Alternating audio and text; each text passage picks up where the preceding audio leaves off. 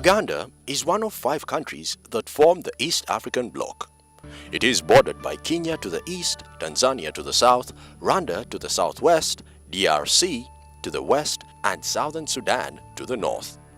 It's crossed by the equator and thus enjoys pleasant climatic conditions all year round.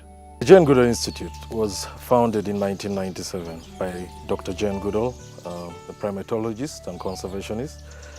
It now has grown since then to spread across 27 countries worldwide, and one of their offices is here in Uganda. The Uganda office was opened in 1991, but we didn't become active until 1997. The first years, from 91 to 97, we were primarily focusing on understanding the landscape within Uganda. The Jane Goodall Institute started working in 1977 and has been working tirelessly to respect, nourish, and protect all living things and development program partners to create sustainable livelihoods.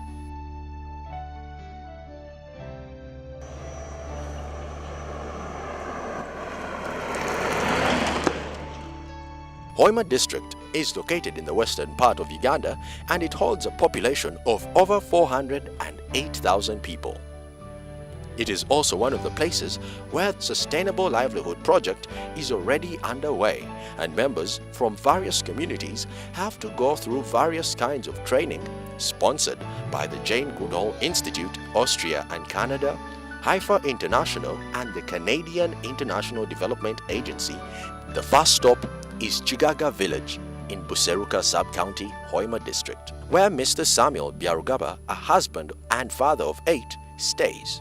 He is one of the beneficiaries from the Sustainable Livelihood Project. Myaka ibiri jengo burwirema amagezi go kubasa kuhenga ubusiri buce bwo kuyamba family hamwe no kutunga amakasente no kulia hamwe twayiga byinji no kubasa kurebera bitungwa byete bituye. Samuel says he was ignorant about the farming and that he and his family had to depend on the wild vegetables just to make ends meet. Now 2 years into the project, he has managed to acquire knowledge as well as capital in the form of crops such as banana suckers and pineapple suckers from the Austrian fan. Is now carrying out subsistence farming and animal husbandry. In the same village, under the Sustainable Livelihood Project, a spring well is to be constructed with funds from the Netherlands Embassy to help aid about 300 members of the community from 75 families. As the team from JGI Austria continues to traverse the different parts of Hoima district, they decide to go to the nearby village Inyakasinina village in the same sub-county and parish as Samuel's. 30-year-old Robert, also husband and a father of 4, has managed to transform his life through the project. I joined this project 2011, so it has helped me a lot. Robert, who was initially growing soil-exhausting tobacco and rice, which was less lucrative and difficult to plan due to the unpredictable seasonal weather, now boasts of having managed to harvest at least 300 pineapples last season. When I joined this group, they helped me through trainings and what I had to leave growing tobacco and rice. I turned to this one, but as per now, as I can see, I've achieved a lot because I've started earning from pineapples, and I've started other projects. This pineapple I sold, I bought pigs, so that's how we are trying to go with the project. But I like the project and I'm still working with the project. Establishing bee and piggery farming projects, and also sending 2 of his children to boarding school. Robert is also one of the beneficiaries from the training under the Sustainable Livelihood Project, and he's now growing pineapples, cassava, bananas that are soil-friendly as well as lucrative.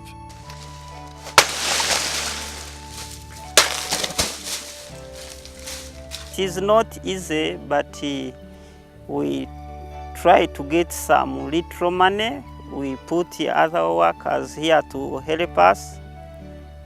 Although it is expensive, but we negotiate sometimes on a loan basis. Then we pay them if we get money.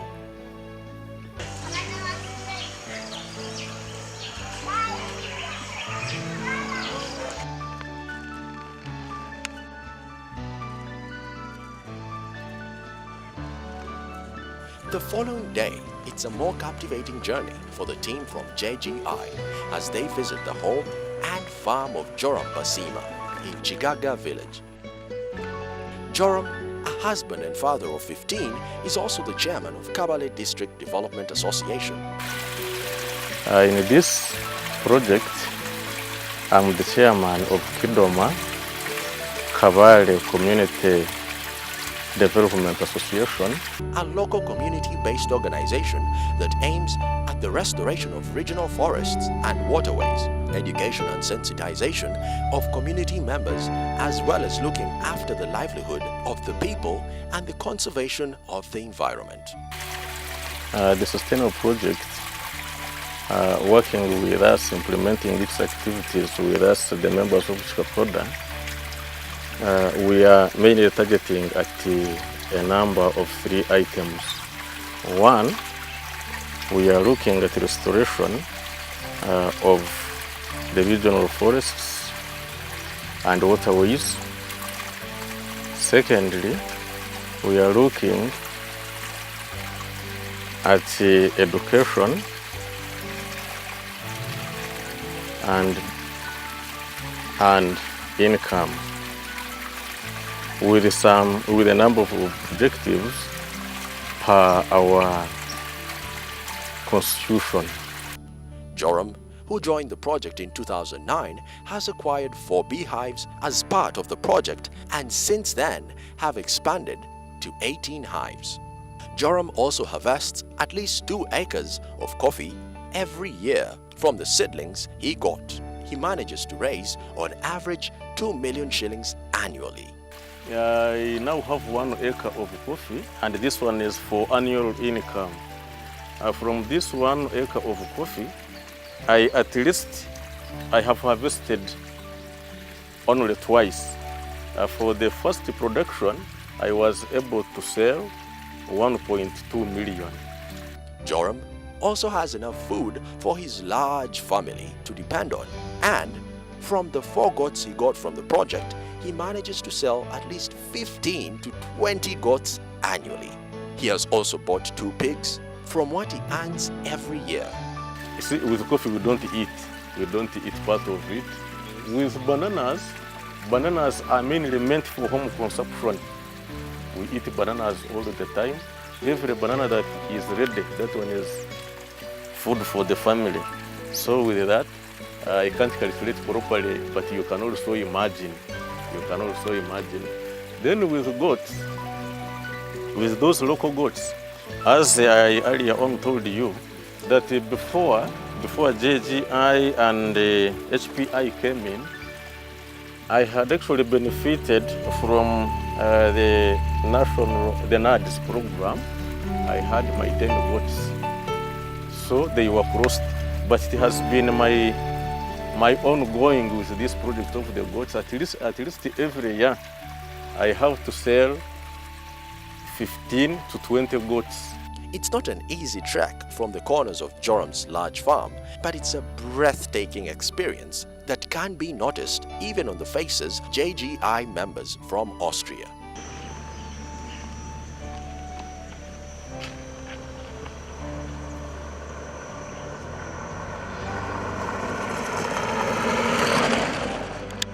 Farther afield, the team from JGI Austria continues to tour the terrain of Hoima for hours, witnessing the landscape and the many agricultural sites that nature has to show.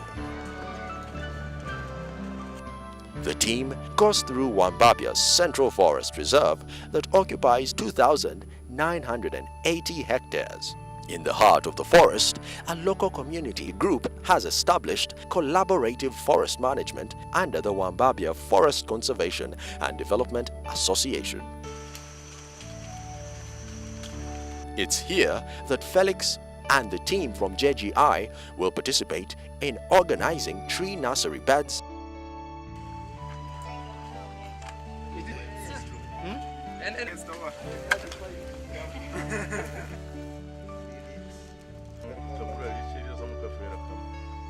plants, and also water some of the young trees. Engaging in such acts with the community members is a show of respect, dedication, and teamwork.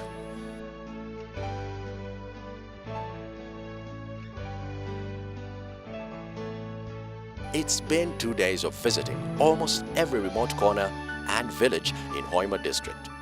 Felix and the group from the Jane Goodall Institute, Austria, are exhausted, but they testify that these last couple of days have indeed opened their eyes to face reality, thus showing them how simple acts of selflessness do change people's life tremendously.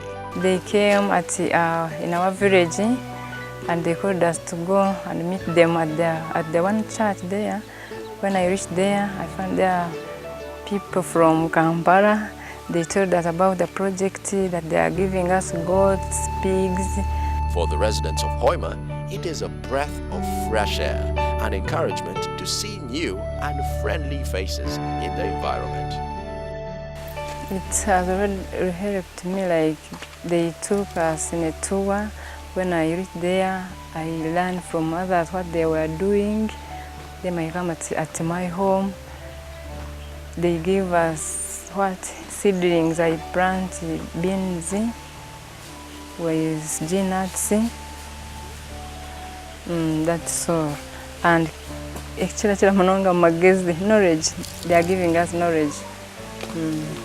The 3-year-old Sustainable Livelihood Project that these people have been inspecting has also managed to transform the lives of at least 700 households in Hoima district. I was interested in the project. I started clearing my home. They said that they want people who have good latrine, good home with the katandaro, the drying rake, and we put water at the latrine to use when you are coming from the latrine. You wash your hands. Then afterwards they come at my place. They said that I will get a goat. The time came, they give me a goat. Now it gave birth. With first birth, the goat died. The second time, it produced the two, the he and the she. And now they are old. The goat, it is now conceived another what. With more funding from the Jane Goodall Institute in Austria and Canada, and with collaborative efforts from Heifer International, the Canadian International Development Agency, and the Netherlands Embassy in Uganda, there is still more hope that people's lives will continue to be transformed, while the environment is also being protected at the same time.